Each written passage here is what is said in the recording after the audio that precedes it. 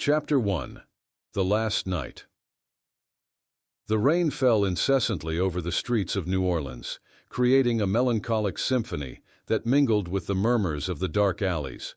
The corner bar, a refuge for lost souls and whispered secrets, was more crowded than usual. The sound of clinking glasses and muffled laughter filled the smoke-heavy air. John Marlowe, a detective with tired eyes and a shadowy past, sat in his usual corner. His presence exuded an air of authority, worn down by time, and the difficult cases he had solved. Marlowe was known for being relentless, but that night, something was different in his demeanor. His eyes, usually sharp, were distant, lost in a dark thought. The bartender, Sam, a robust man, with scars that told their own stories, noticed Marlowe's restlessness. Sam was drying a glass with a grimy cloth when he approached. "Marlowe, you look like a ghost tonight. Is something bothering you?" Sam asked, his deep voice full of concern. Marlowe looked up, his blue eyes piercing the bar's darkness. "It's the case, Sam, that missing socialite. There's something big behind it. Something that smells bad," Marlowe replied, lighting a cigarette with trembling hands. Before Sam could respond, the bar door burst open. A tall man dressed in an impeccable black suit entered, bringing a wave of tension with him. Vincent Moretti, the most feared gangster in the city, walked towards Marlowe with a menacing smile on his lips. "Marlowe, I need a word with you," said Moretti, his voice a venomous whisper. The two men faced each other, the entire bar falling into absolute silence, conversations halted by fear. Marlowe slowly stood up, staring at Moretti with a gaze that could pierce steel. "Make your threats, Moretti, but know that I'm close to uncovering something that could bring you down," Marlowe said, his voice firm. Moretti let out a short, cold laugh. "Careful, detective. Sometimes digging too deep can bury you," Moretti threatened before leaving the bar as abruptly as he had entered. Marlowe sat back down, but the encounter left a visible mark on his face. He knew he was getting close to something dangerous. He finished his whiskey in one gulp, left a crumpled note on the counter, and walked out into the rain, disappearing like a ghost in the night. That was the last time anyone saw John Marlowe. Chapter 2. The investigation begins. The sound of the phone echoed in Sarah Blake's modest room, waking her from a restless sleep. The dim light of dawn barely penetrated the heavy curtains of her downtown apartment. Sarah, a young private detective with the shrewdness of a veteran, answered the call. "Hello?" Her voice was hoarse with sleep. "Sarah, it's Captain Reynolds. We need you on the Marlowe case." The voice on the other end was authoritative and urgent. Sarah felt a chill run down her spine. John Marlowe was a legend among detectives, and his disappearance was a mystery, shaking the entire city. Half an hour later, Sarah was at the police station, her black coat barely shielding her from the morning chill. Captain Reynolds, a robust man with a thick mustache, awaited her in his office. "Sarah, we know you were close to Marlowe. We need someone he would trust to investigate his disappearance," Reynolds said, handing her a thick file. Sarah opened the file, finding photos and notes on Marlowe's last steps. The corner bar, the missing socialite, and an intriguing note. Moretti. "Vincent Moretti?" Sarah frowned, recognizing the gangster's name. "Was Marlowe involved with him?" Reynolds nodded. "It seems Marlowe was digging too deep. We need to know what he found out and where he is." The gravity in Reynolds's voice was unmistakable. Determined, Sarah went to the corner bar. The place's atmosphere was unchanged, dark, dense, and full of mysterious figures. She approached Sam, the bartender, who looked more tired than the night before. "Sam, I'm Sarah Blake. I need to talk about Marlowe," she said, showing her ID. Sam looked at her with tired but understanding eyes. "I expected someone would come asking about him. Marlowe was restless that night. He talked to Moretti, but then he left alone," Sam explained, meticulously drying a glass. "Did he mention anything about the socialite case?" Sarah asked. Sam nodded. Yes, he said he was close to something big, something that could bring Moretti down once and for all. Sam's voice was almost a whisper. Sarah thanked him and left the bar, her thoughts racing. Every lead seemed to lead to a dead end, but she knew she had to press on. She decided to visit Marlowe's apartment, hoping to find some additional clue. Marlowe's apartment was a reflection of his life, disordered, full of papers and files scattered around. Amidst the chaos, Sarah found a diary. Flipping through the pages, she found detailed notes about the missing socialite and a name that kept repeating, Veronica Lake. Suddenly, the sound of footsteps on the stairs alerted her. Sarah quickly hid the diary and prepared to face whoever was coming. The door opened, and to her surprise, a man entered. It was Marlowe's colleague, Charlie Brooks. "Sarah, I knew you'd be here. We need to talk." Charlie's voice was serious, but full of urgency. "What do you know about the case, Charlie?" Sarah asked, suspicious. Charlie sighed, looking around before speaking. Marlowe was close to discovering something that could incriminate not only Moretti, but also someone within the police. "There's a traitor, Sarah, and I think he's closer than we imagined." Charlie's revelation was a blow, but also a crucial clue. Sarah knew the investigation was just beginning, and that each step would take her deeper into a labyrinth of lies and dangers. Determined, she prepared for the next phase of the investigation, knowing that each clue would bring her closer to the truth about Marlowe's disappearance. Chapter 3. Secrets of the Bar. The sound of jazz music softly echoed through the corner bar as Sarah Blake, in her black coat and felt hat, entered the establishment for the second time in 2 days. She could feel the suspicious glances from the patrons, but her attention was focused on Sam, the bartender who seemed to know more than he let on. Sam was behind the counter, cleaning glasses as usual.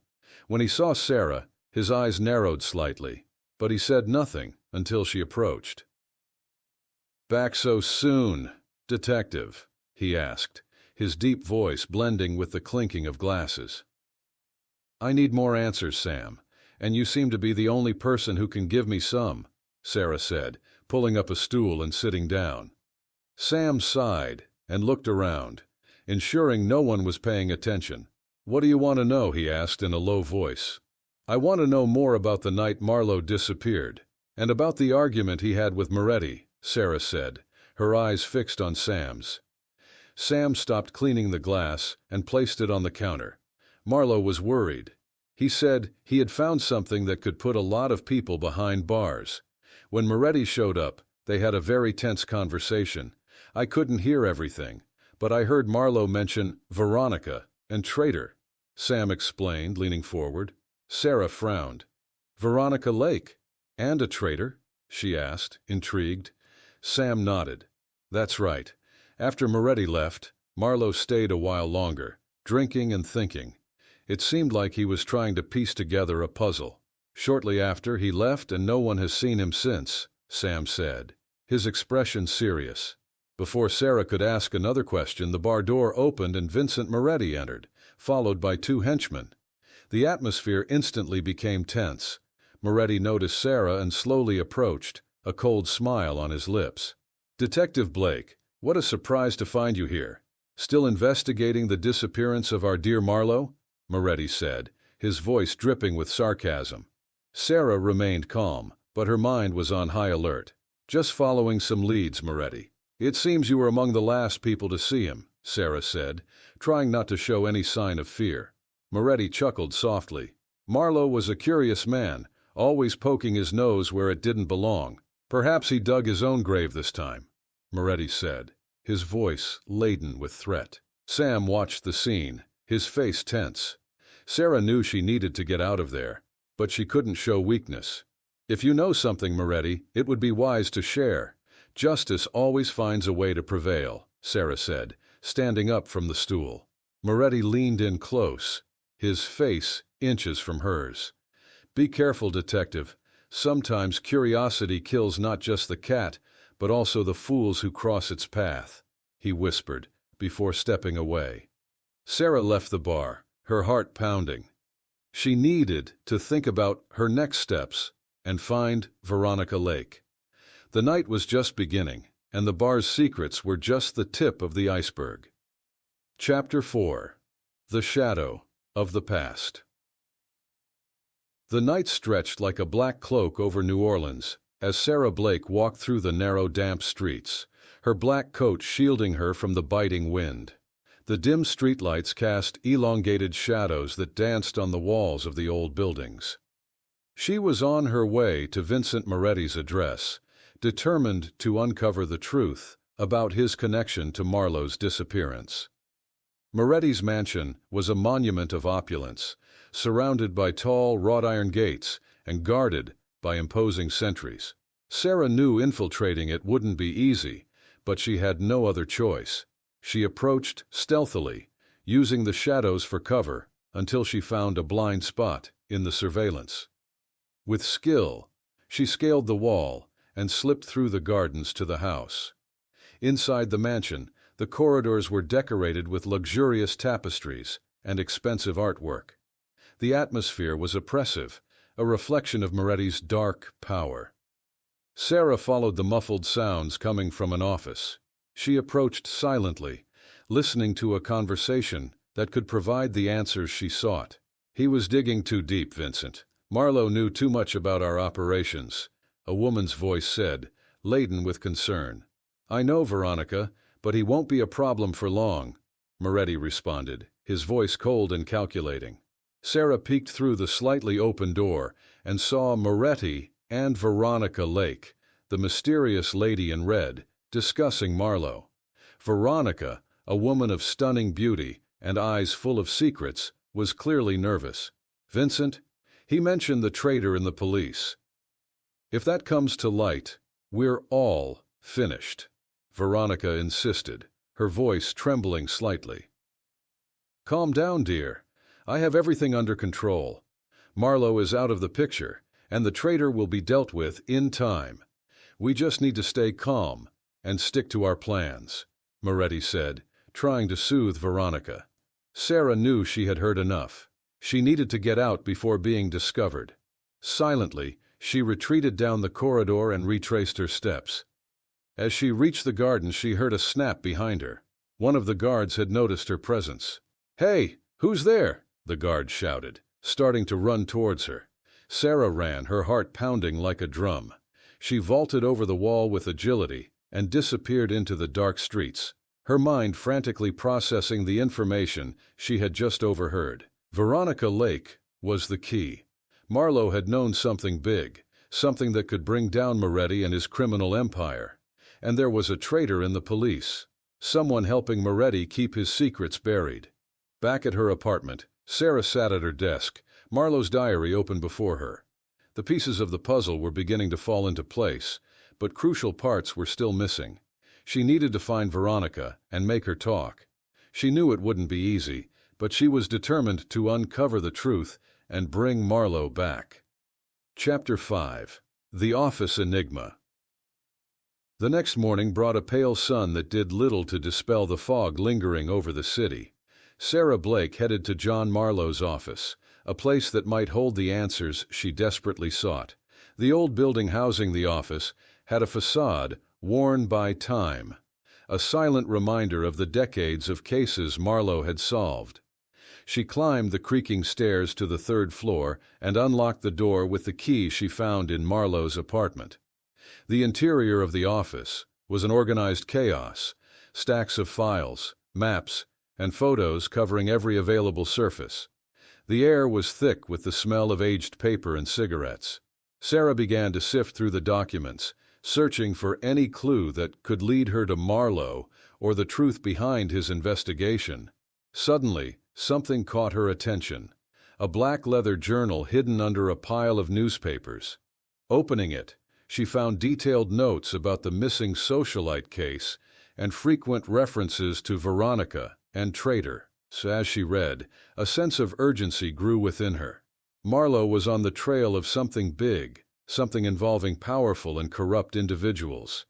Each page seemed a step closer to the truth, but also more dangerous. On one of the last pages, she found an encrypted note, mentioning a meeting at a place called the Dragon's Den. Lost in thought, Sarah was brought back to reality by the sound of footsteps on the stairs. She quickly closed the journal and looked around for a hiding place. The office door opened, and Charlie Brooks entered, his expression grave. "Sarah, have you found anything?" he asked, closing the door behind him. "Yes, I found Marlowe's journal. He was investigating something big, and it seems the Dragon's Den is a key point." "Do you know what that means?" Sarah asked, showing him the note. Charlie frowned, thoughtful. The Dragon's Den is an old warehouse on the outskirts of the city, known as a meeting point for shady deals. If Marlowe scheduled a meeting there, he was about to discover something important, he said. Sarah nodded, feeling the weight of the discovery. "We need to go there now. The longer we wait, the more danger he's in," she said, determined. As they prepared to leave, Sarah couldn't help but ask, "Charlie, why are you helping me? You could have just stayed out of this." Charlie looked at her seriously. "Marlowe and I were more than colleagues. We were friends. He always told me that if something happened to him, I should trust you. And that's what I'm doing," he replied, his voice firm. With an alliance forged by mutual trust, Sarah and Charlie headed to the Dragon's Den, aware that each step took them deeper into a labyrinth of danger and conspiracy. The fate of Marlowe and the truth about the network of corruption were just a step away from being revealed. Chapter 6. The Lady in Red. The sun was beginning to set as Sarah Blake and Charlie Brooks arrived at the Dragon's Den, an abandoned warehouse on the outskirts of New Orleans. The weathered brick walls and broken windows gave the place a sinister appearance. Sarah felt a shiver down her spine, but there was no turning back now. They approached the entrance, their shadows elongated by the dim twilight. The oppressive silence was broken only by the sound of their footsteps echoing on the concrete floor. Charlie pulled the heavy door, which creaked in protest, revealing a dark and dusty interior. "Stay alert, Sarah. We don't know what or who we might find here," Charlie said, his voice low and cautious. The two moved slowly through the warehouse, their flashlights cutting through the darkness. Sarah could feel her heart pounding in her chest. Suddenly, they heard a faint noise coming from one of the inner rooms. They exchanged a look and approached cautiously. Upon entering the room, they were met with a surprising sight. Veronica Lake, the enigmatic lady in red, was sitting in a chair, her hands tied and a look of despair on her face. Beside her stood one of Moretti's henchmen, armed and vigilant. "Let her go now," Sarah ordered, pointing her gun at the henchman. The henchman hesitated for a moment, but the determination in Sarah's eyes made him comply. He dropped his weapon and raised his hands, slowly backing away. Veronica looked at Sarah with a mix of relief and fear. "You don't understand. There's much more at stake than you realize. Moretti, he has powerful people on his side. They'll kill us all if we get too close to the truth," she said, her voice trembling. Sarah and Charlie untied Veronica, who stood up with difficulty. "What do you know about Marlowe's whereabouts?" Sarah asked, trying to remain calm. Veronica took a deep breath before answering. Marlowe was close to uncovering Moretti's involvement in a human trafficking ring. He found evidence that could destroy not only Moretti, but also his allies in the police and high society. That's why they captured him. They're holding him captive, but I don't know where," she explained. Charlie frowned, processing the information. "We need that evidence, Veronica. Without it we can't do anything," he said. Veronica nodded, her expression determined. "I know where Marlowe hid the evidence. It's in a safe in the old abandoned library on 12th Street. We need to get it before Moretti finds it," she said. Sarah felt a mix of hope and urgency. "Let's go now. We don't have any time to lose," she said, starting to move. Before they could leave, the warehouse door burst open. Moretti and more henchmen entered, weapons drawn. The air grew heavy with tension. "Do you think you can just walk out of here with my secrets?" Moretti snarled, his voice full of venom. Sarah raised her gun, ready to fight. "We're not backing down, Moretti. The truth will come out, and you'll pay for everything," she said, her voice firm and defiant. The room fell into a deadly silence as everyone waited for the next move. Sarah knew the battle was just beginning, but she was willing to do whatever it took to save Marlowe and expose the truth. Chapter 7. The Trap. The tension in the warehouse was palpable, with Sarah Blake and Charlie Brooks facing Moretti and his henchmen. Yet the determination in Sarah's eyes did not waver. She knew their only way out was to fight for the truth and Marlowe's life. "We need to get out of here with the evidence," Charlie whispered to Sarah, keeping his eyes on Moretti's men. Veronica Lake, regaining her strength, approached Sarah. "I can help.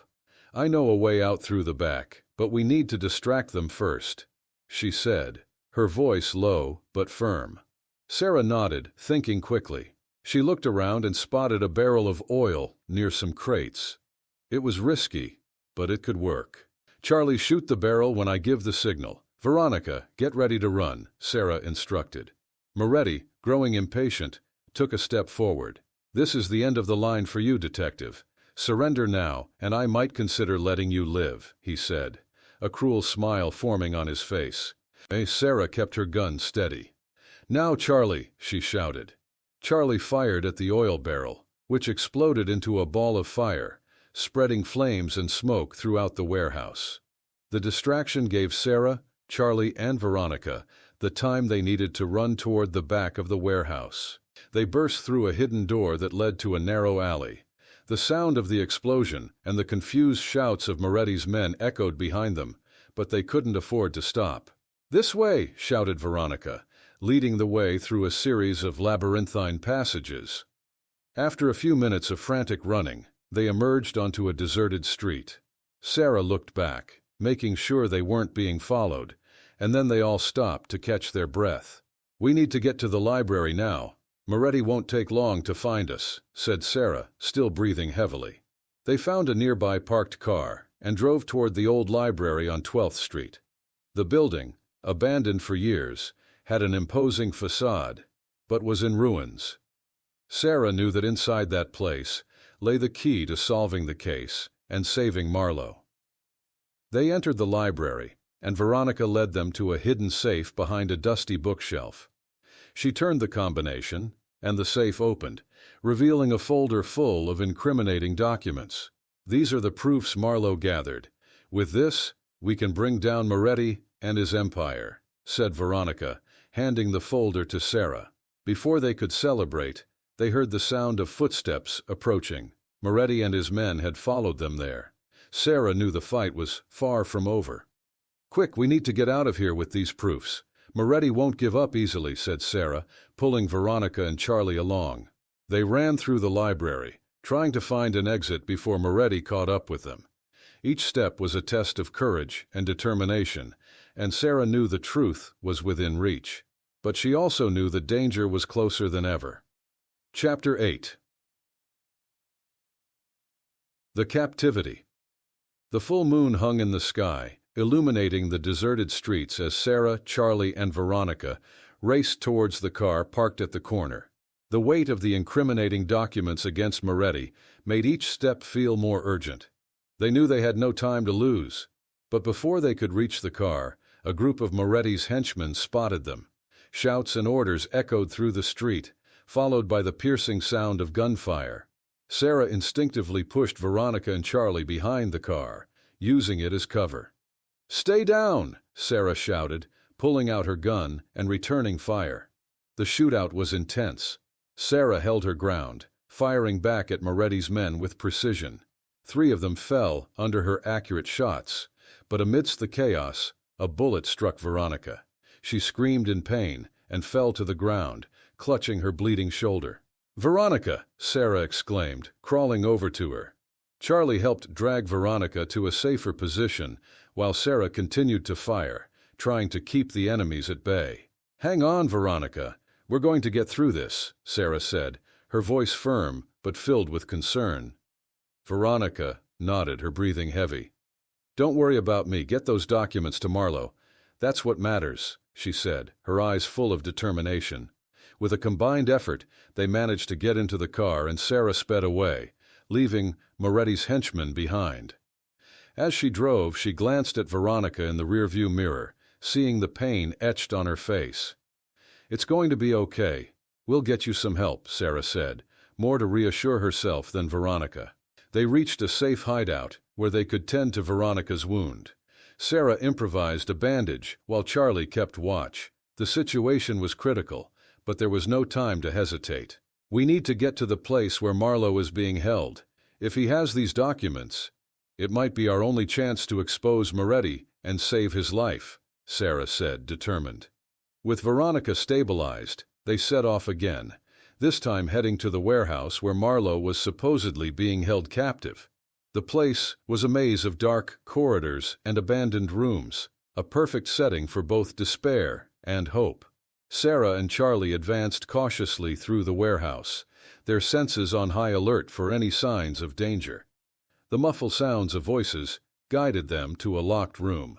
Sarah forced the door open and finally found John Marlowe. He was tied to a chair, visibly bruised but alive. "Sarah, Charlie, I knew you'd come," Marlowe said, his voice weak but relieved. "We're here to get you out, John, and we have the evidence you gathered," Sarah said, beginning to untie him. Before they could do anything more, they heard footsteps approaching. Moretti and his men had found them. "Hurry, we don't have much time," Charlie said, readying his gun. The final confrontation was imminent. Sarah, Charlie, and Marlowe prepared for the last stand, knowing their lives and the truth were at stake. The dark warehouse became the battlefield for a desperate fight for justice and survival. Chapter 9. The Final Confrontation. The abandoned warehouse seemed like a dark, silent stage, awaiting the climax of a life-or-death drama.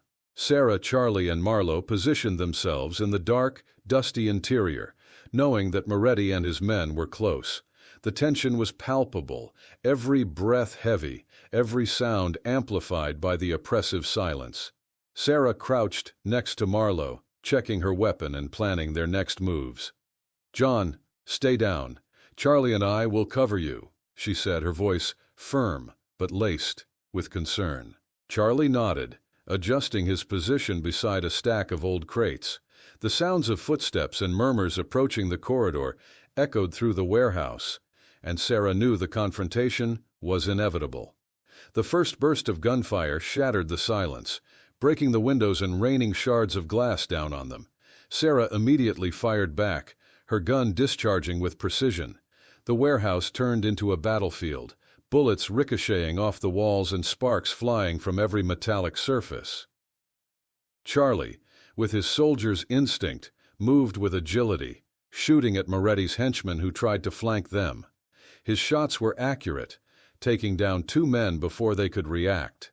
"Right side," he shouted, alerting Sarah to a group of attackers closing in from the flank. Sarah turned, firing quickly, and hitting one of the men in the shoulder, causing him to fall with a cry of pain. She continued to advance, using the crates and piles of abandoned materials as cover, each movement calculated to maximize her advantage. Moretti, imposing and lethal, entered the warehouse with a terrifying calm. He drew his gun and aimed at Sarah, his eyes gleaming with cold hatred. "Detective Blake, we finally meet face to face. Are you ready to die for a lost cause?" he taunted, his voice icy. Sarah didn't hesitate, firing at Moretti. He ducked behind a pillar, the exchange of gunfire creating a deafening echo in the vast space of the warehouse. "I won't let you escape, Moretti. Justice always finds a way," Sarah responded, advancing with determination. Meanwhile, Marlowe, still weak, crawled to a safer corner, trying to help in any way he could. He found an old iron bar and gripped it, ready to defend himself if necessary. The battle continued, intense and relentless. Sarah and Charlie moved like a well-coordinated unit, covering each other and slowly but surely advancing towards Moretti's position. Suddenly, one of Moretti's henchmen appeared behind Charlie, but before he could pull the trigger, Veronica, despite her injury, grabbed a fallen gun and fired, hitting the man in the chest. Charlie looked at her with gratitude and surprise. "Thanks, Veronica," he said, turning his attention back to the firefight. Sarah finally cornered Moretti, both hidden on opposite sides of a large rusted machine. The tension was almost unbearable, their heavy breathing mingling with the smell of gunpowder. "This ends now, Moretti!" Sarah shouted, preparing for the final assault. Moretti laughed, a joyless sound. "You might kill me, but you can't destroy what I've built. There are more like me. There always will be," he said, before stepping out of cover for a direct confrontation. They fired simultaneously. Sarah felt a burning in her arm, but saw Moretti fall, hit in the chest. He tried to speak, but his words were lost as he collapsed to the ground, defeated. Silence finally reigned in the warehouse. Sarah, wounded but victorious, went to Marlowe and helped him to his feet. "It's over, John. Let's get you out of here," she said, her voice soft but resolute. With the help of Charlie and Veronica, they left the warehouse, leaving behind the scene of the final confrontation. The battle was over, but the scars and memories of that fight would be eternal.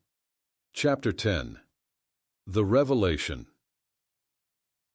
The sun began to rise over New Orleans, painting the horizon with a soft golden hue, as Sarah, Charlie, and Marlowe emerged from the warehouse. The scars of the battle were still fresh, but the feeling of victory and justice was palpable. Veronica, despite her injury, walked beside them, determined to see it through to the end. They arrived at the police station, where Captain Reynolds awaited them with a look of relief and pride. The incriminating documents were secure in Sarah's hands, ready to expose the entire web of corruption that Moretti and his allies had woven. "Good work, Sarah. You did it," Reynolds said, his voice filled with respect. Sarah handed the folder to Reynolds, feeling the weight of responsibility finally lift from her shoulders. "It was a team effort. Marlowe, Charlie, Veronica, everyone risked their lives for this," Sarah replied, her eyes shining with renewed determination. Reynolds opened the folder, examining the documents. The magnitude of the evidence was undeniable. Photos, records, financial documents, all pointed to a vast conspiracy that went beyond Moretti, reaching powerful figures in the police and high society. "With this, we can bring them all down. The city will finally see justice," Reynolds said, closing the folder with a resolute look. Meanwhile, Marlowe approached Sarah. His eyes, though tired, were filled with gratitude and respect. "Sarah, you were incredible. I don't know how to thank you for saving my life and bringing justice," Marlowe said, his voice choked with emotion. Sarah smiled, a smile that mixed relief and happiness. "You would have done the same for me, John. Justice always prevails, even in the darkest situations," she replied, her eyes meeting his. Outside, the sun was now high in the sky, casting a warm light over the city. Marlowe looked towards the horizon, his expression softening. "You know, Sarah, after all this, I think we deserve a bit of peace," he said. Sarah nodded, feeling the same need for tranquility after so much turmoil. As the sun began to set, painting the sky with vibrant hues of orange and pink, Marlowe turned to Sarah. With a sincere gesture, he hugged her. It was a hug filled with acknowledgement, gratitude, and a silent promise that justice would always find a way. "Thank you, Sarah, for everything, Suski," he whispered. Sarah returned the hug, feeling the same gratitude and hope. "Always, John, always," she replied, closing her eyes and savoring the moment of peace and justice. The sunset enveloped them in a golden light, symbolizing a new beginning. They knew there was still much work to be done, but for now, they could rest, knowing they had fulfilled their duty and that justice had prevailed.